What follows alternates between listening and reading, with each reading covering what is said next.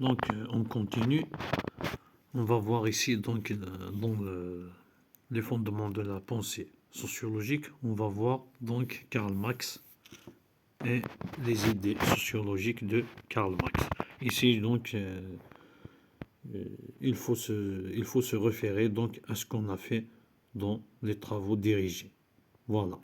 C'est le mieux pour bien comprendre ce point, ou tous les points en général. Juste, je veux seulement vous dire une chose. Donc, je reçois des messages pour me dire que, genre, c'est des vidéos longues, je parle beaucoup. Pourquoi je fais comme ça? Pourquoi, par exemple, chaque chapitre, je parle et je parle? J'essaie de développer parce qu'ici, à mon avis, la la compréhension, c'est la clé. C'est vrai, peut-être que je passe beaucoup de temps donc pour développer un point. Mais une fois, à mon avis, hein, une fois que quelqu'un a compris, c'est bon. Donc n'importe quel type de question, il pourra répondre. Le minimum, il aura toujours une idée pour répondre. Par contre, si vous faites donc des résumés très abrégés, rapides, c'est vrai, vous pourrez, par exemple, répondre aux questions directes. Mais si l'enseignant donc change le type de question ou modifie quelques mots, vous allez donc vous trouver coincé. Donc c'est ça. La compréhension, c'est, je pense, c'est parmi les clés donc de réussite dans les études en général. Voilà, l'essentiel. C'est entre parenthèses. Donc on continue ici les idées sociologiques de Marx. La théorie marxiste propose une explication matérialiste et déterministe de l'histoire, fondée notamment sur la distinction entre deux structures sociales, l'infrastructure et la superstructure. Donc ici, qu'est-ce qu'on doit comprendre déjà dès le départ? Théorie marxiste propose une explication matérialiste. Ça veut dire elle se base sur... Donc matérialiste, ça veut dire sur le caractère économique d'une société.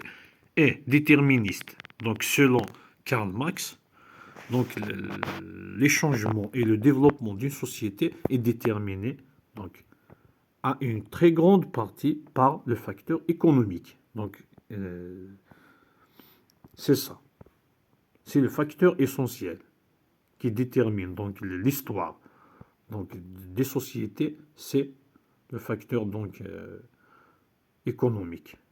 C'est ça.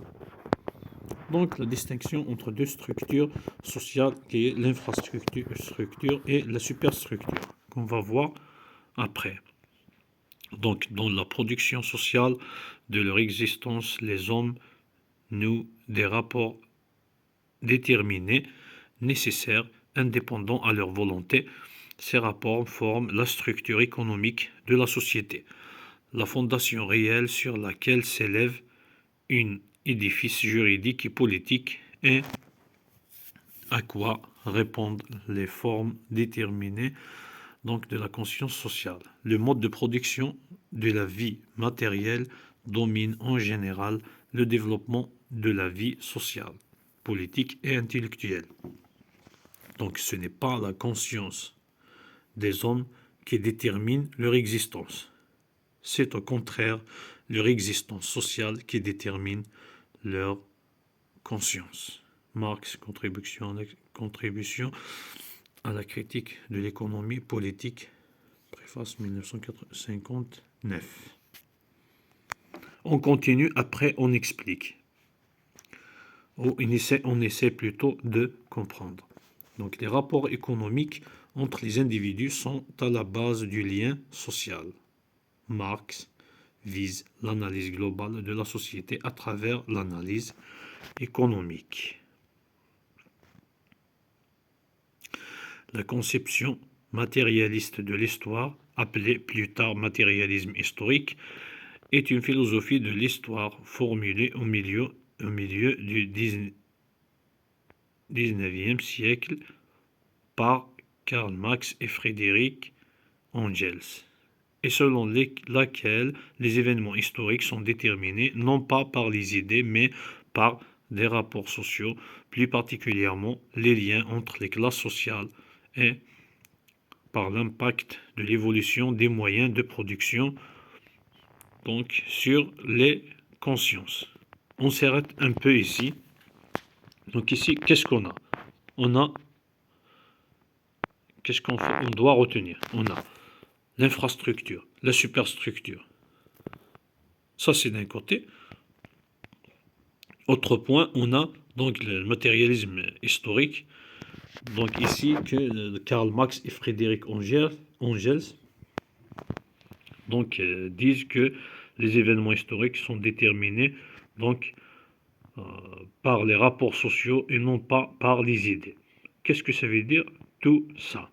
Donc, premièrement, on doit savoir c'est quoi donc une infrastructure et c'est quoi une superstructure. Donc, l'infrastructure, c'est quoi? C'est en quelque sorte l'aspect économique de la structure sociale. Voilà, c'est ça. Et la superstructure, donc c'est dans la même structure, c'est l'aspect donc moral et idéologique donc de la même structure. Voilà. Donc j'essaie de mieux expliquer. Donc Karl Marx explique la structure d'une société en s'appuyant sur deux concepts. Donc on a dit l'infrastructure et la superstructure. Donc l'infrastructure, c'est l'ensemble des rapports de production et les forces productives. Donc les forces productives, c'est tout élément qui entre dans la production en général. Donc que ce soit tous les éléments donc, qui entrent dans la production, le mode de production, sont les forces productives. Donc, genre les travailleurs, les machines, tout. Donc, même les fonds, etc. Les rapports de production, c'est les rapports entre donc, les différents... Donc, les rapports de production, c'est les rapports entre les différentes parties donc, lors de l'opérationnalisation de la production. Genre, par exemple, le rapport entre donc, les propriétaires de l'usine et les travailleurs. Ça, c'est l'exemple le plus simple. Donc, l'infrastructure, c'est les forces productives, toutes les forces productives, plus les rapports de production. C'est ça l'infrastructure. Donc l'infrastructure ici, on peut dire que c'est l'aspect économique donc d'une entité, d'un groupe de personnes. C'est ça l'infrastructure. Par contre, donc la superstructure, c'est l'aspect moral et politique, culturel, religieux, donc de la même entité, de la même donc structure, du même groupe d'hommes.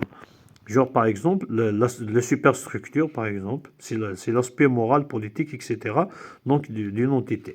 Ça veut dire quoi? À titre d'exemple, les travailleurs qu'on a dit, qu'on a pris comme exemple, donc les travailleurs, donc c'est quoi la superstructure? Genre, c'est leur idéologie, l'idéologie du groupe. Genre, par exemple, on les trouve tous les travailleurs, ils ont une idéologie, donc contre, par exemple, contre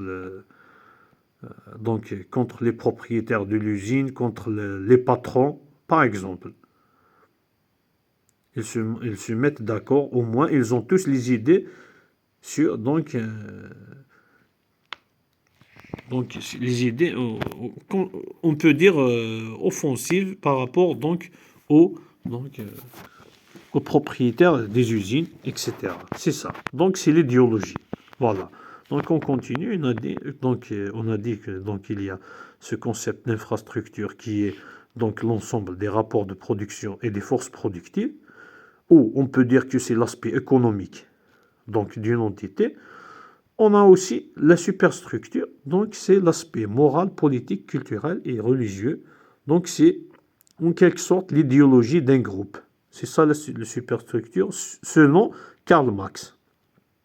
Donc, toujours selon Karl Marx, donc, cette superstructure qui est l'idéologie, donc l'aspect moral, politique, culturel et religieux donc d'un groupe dépend de l'infrastructure.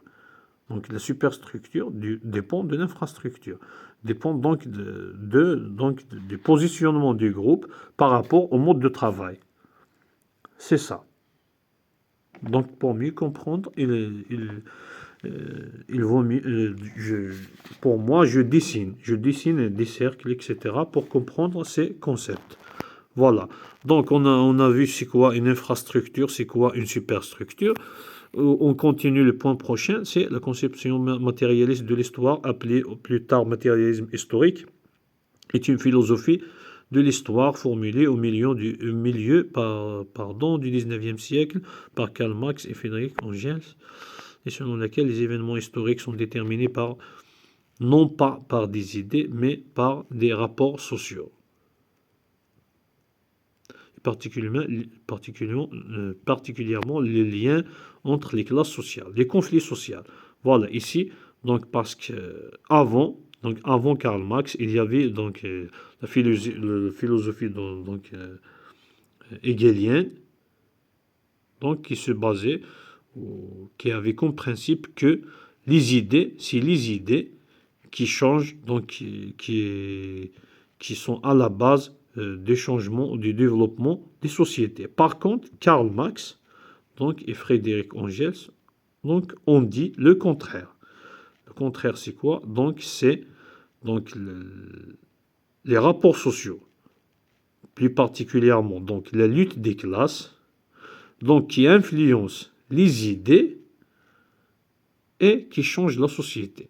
C'est ça. C'est pas les idées, selon Karl Marx, bien sûr, c'est pas les idées qui influencent donc les rapports sociaux et après la société. Donc, selon Karl Marx et Friedrich Engels, donc, c'est les rapports sociaux ou la lutte des classes, donc, ce qui influence, donc, en quelque sorte, la superstructure, donc, l'aspect moral, politique, l'idéologie des groupes, et qui pousse ou qui est le moteur de changement et du développement des sociétés. Voilà, c'est ça. Jusqu'à ce point, c'est ça. On continue. Donc la vision dialectique de Marx, qui s'oppose à celle de Hegel, voilà, on l'a dit, considère que ce sont les conditions matérielles d'existence des hommes, en particulier leur place dans les rapports de production, qui déterminent leur conscience et non l'inverse. On l'a dit, donc c'est Karl Marx donc s'oppose à Hegel. Donc on a dit que donc selon Karl Marx, donc c'est la lutte des classes donc qui influence les idées, l'idéologie des groupes et qui change les sociétés. Aussi cette lutte des classes, donc le facteur principal qui pousse à cette lutte de classe, c'est quoi? C'est les conditions matérielles d'existence des hommes. C'est en quelque sorte donc c'est les rapports de production. Voilà, c'est les rapports de production. Par contre, Hegel, donc, il a supposé que donc c'est les idées qui font changer les sociétés. Voilà, c'est le point qu'on a dit auparavant. On continue.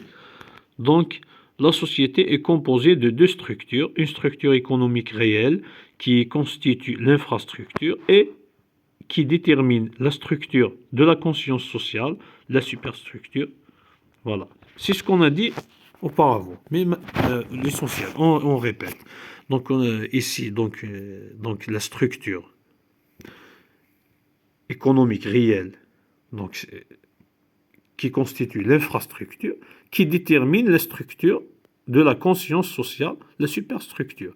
Genre, on peut dire que c'est les forces productives et les rapports de production qui déterminent l'idéologie et les idées donc d'un groupe social.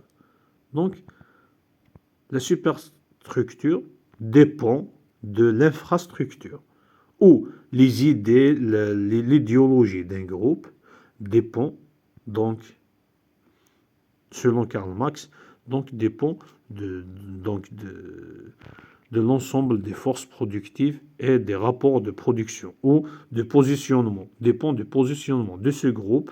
Donc les idées d'un groupe dépendent de positionnement de ce groupe, donc concernant par rapport au mode de travail en général.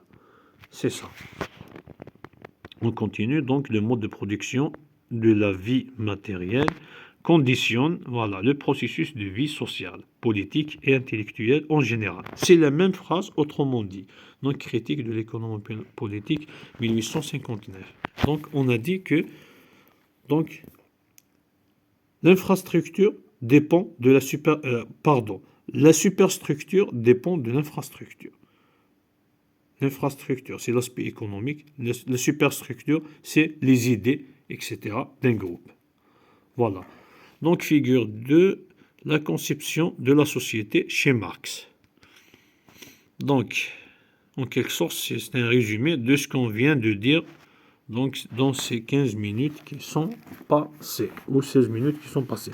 Donc, société, on a superstructure et infrastructure. On a superstructure, qu'est-ce qu'il y a? On a reflet de l'organisation économique au service de la classe dominante.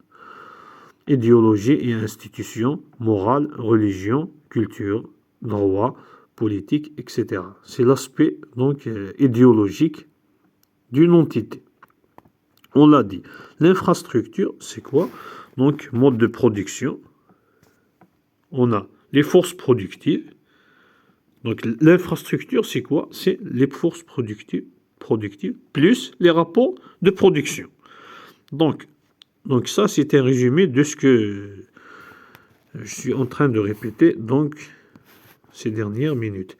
Donc, on a dit l'infrastructure, c'est les forces productives. Donc, les ressources matérielles plus les ressources humaines. Tout ce qui entre dans le mode de production, tous les éléments qui entrent dans le mode de production sont des forces productives. Donc, autre chose, donc les rapports sociaux de production, c'est propriété privée, classe, exploitation, domination, lutte de classe. On va voir des exemples à la fin de cette vidéo. On continue. Donc, Marx est un penseur holiste. Il considère l'homme comme un produit de son activité et le résultat de son histoire qui est déterminée par ses conditions économiques. Voilà. Karl Marx donc s'inscrit dans une démarche holiste. Donc il considère pas donc l'individu comme acteur, mais il considère le groupe. Il commence donc son étude donc par les considérations du groupe et du phénomène du groupe pour expliquer donc les actions individuelles. C'est ça, donc une démarche holiste. Donc l'histoire de l'humanité continue. L'histoire de l'humanité est une histoire de succession de modes de production, selon Marx. Donc communisme primitif, antique ou esclavagiste, asiatique ou féodal. Donc féodal, c'est avant la Révolution française. Voilà. Capitaliste, socialiste, communiste moderne. On va voir les exemples juste à la fin de cette vidéo. Le moteur de l'histoire est la lutte des classes. Pour Marx, la lutte des classes doit être identifiée à l'histoire de l'humanité. L'un de ses principaux enjeux est la mise en place de nouveaux modes de production. Donc ici, selon Marx, c'est la lutte des classes qui alimente ou qui fait tourner, qui fait avancer l'histoire de toute l'humanité. Voilà. Si on veut suivre l'histoire, on va voir directement où il y a une lutte entre deux classes ou plus. C'est ça. Donc l'un des principaux enjeux de la mise en place de nouveaux modes de production. Ça veut dire toujours, donc ces luttes sont à la base des luttes causées par l'enjeu économique. Donc, concernant le mode de production, selon Karl Marx. Donc, cette lutte se rapporte toujours à des conflits concernant le mode de production et l'enjeu économique entre deux groupes ou plus. Voilà, c'est ça. Donc, l'histoire de toute société jusqu'à nos jours, c'est l'histoire de la lutte des classes.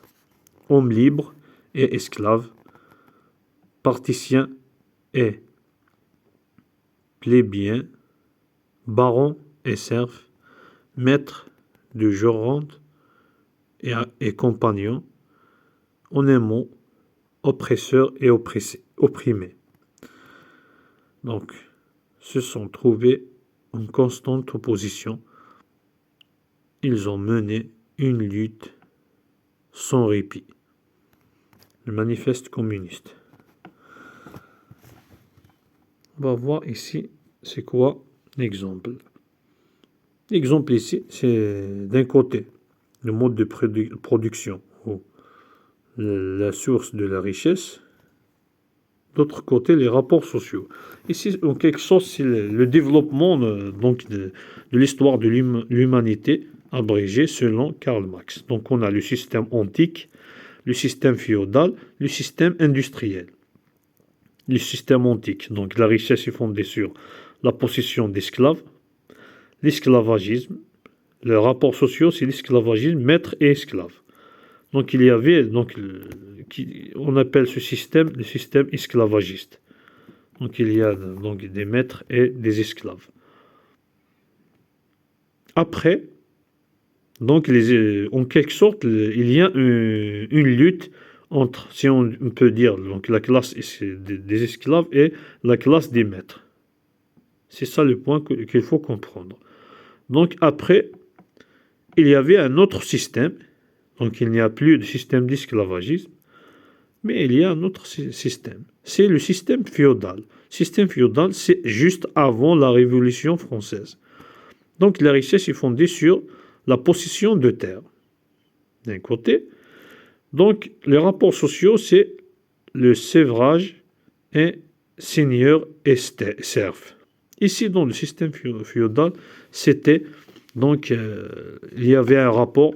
Donc d'un côté, il y avait donc les rois, l'Église. Donc si on parle de l'Europe, le roi, l'Église et les aristocrates. D'un côté, qui ont donc la possession, si les seuls qui ont le droit à avoir donc des terres, etc. Donc, d'autre côté, le reste du peuple. Donc, c'est un esclavagisme, mais qui a seulement changé de nom. Genre, c'est le peuple, etc. C'est ça. Donc, après aussi, il y avait une lutte de classe. Donc, c'était le peuple, donc dirigé par la bourgeoisie, contre donc ce système féodal qui se représente par donc la famille royale, l'Église et les aristocrates. Voilà. Donc ici, on voit donc au cours de l'histoire, donc toujours, selon Karl Marx, toujours, donc il y a une lutte de classe, ça c'est un, et toujours, cette lutte de classe est basée sur le facteur économique. Toujours, ça a relation avec, principalement avec le facteur économique. Voilà. Après, donc, ce système féodal, il y a le système industriel. Donc, il n'y a plus de système féodal, etc. Donc, la richesse est fondée sur la possession de moyens de production et donc les rapports sociaux, donc le salariat et le capitaliste et prolétaire. Ici, donc après la Révolution française et tout, donc les bourgeois qui ont été soutenus par le peuple donc pour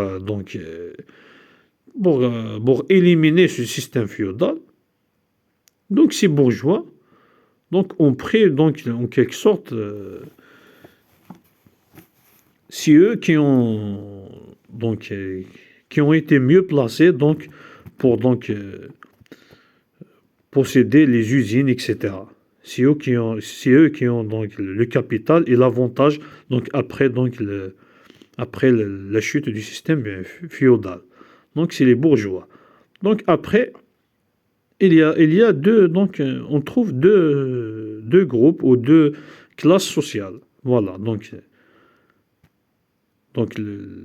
les salariés ou donc la classe ouvrière et la classe bourgeoise ou les détenteurs donc des moyens de production.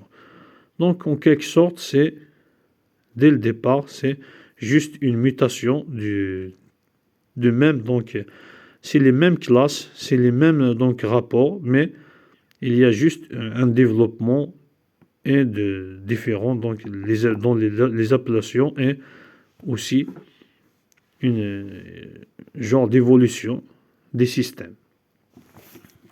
Voilà, c'est selon Karl Marx, c'est ça, ou du moins c'est ce que j'ai compris. Je continue.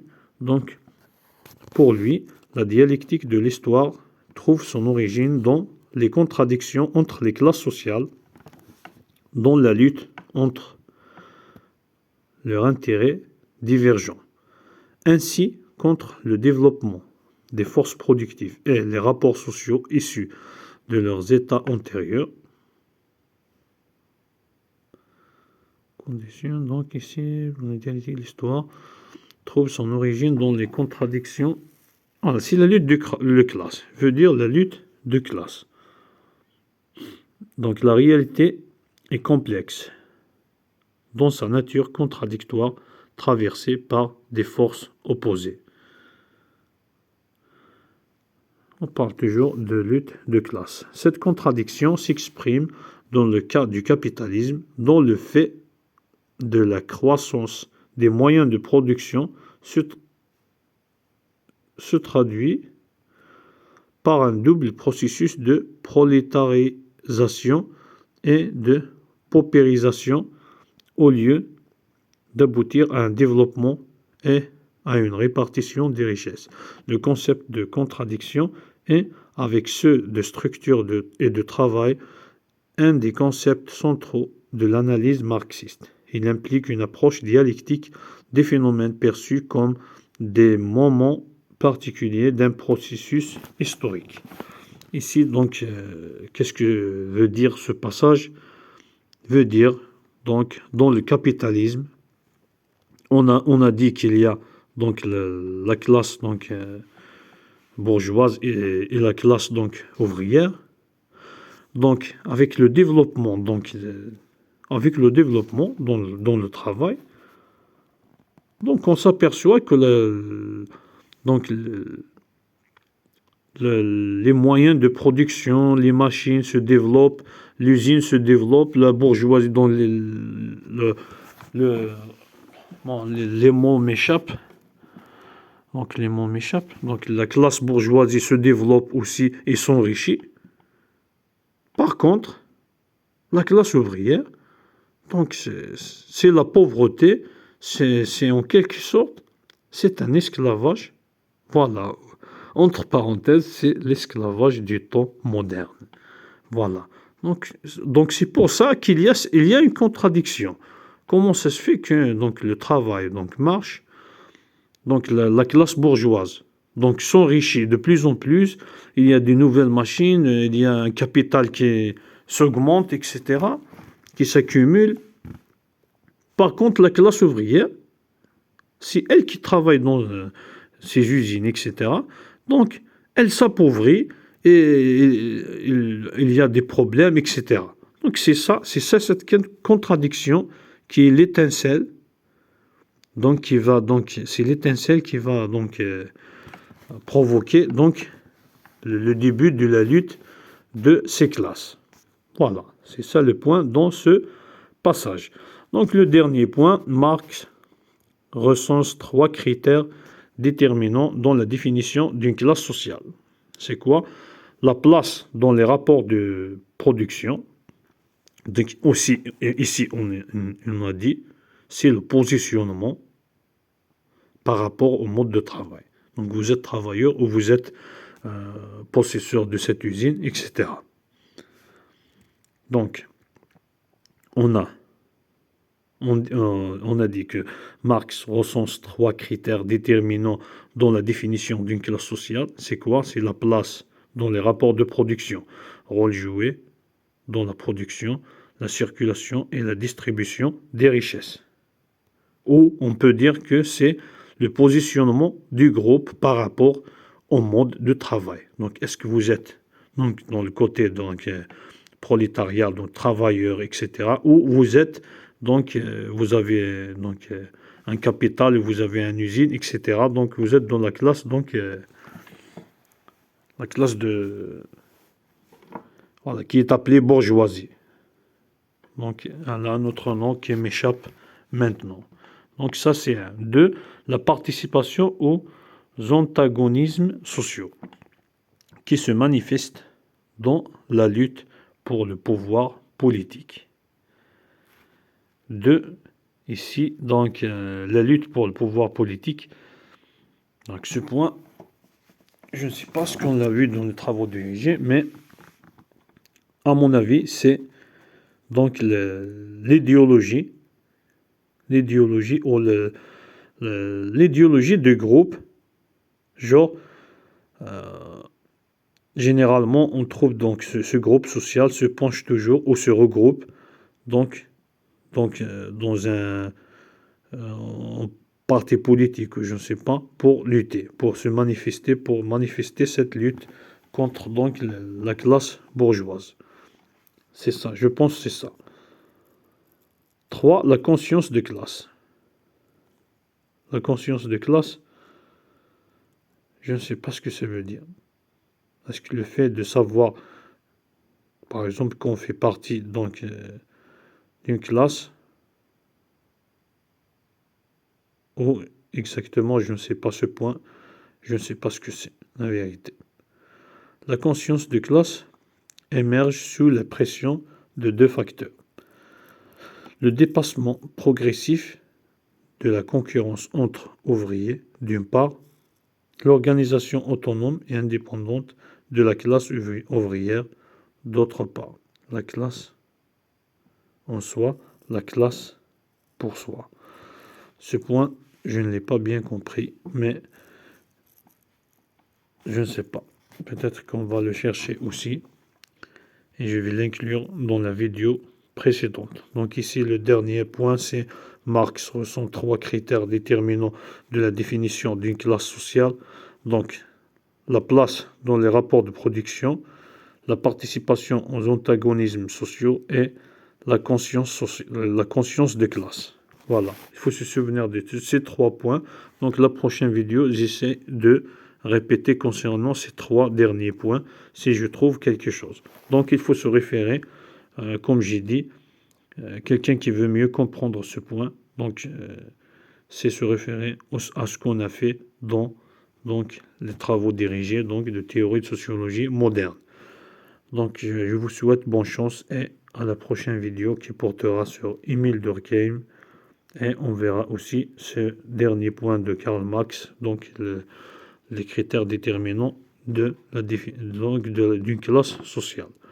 Merci, bon courage et bonne chance aux examens à toutes.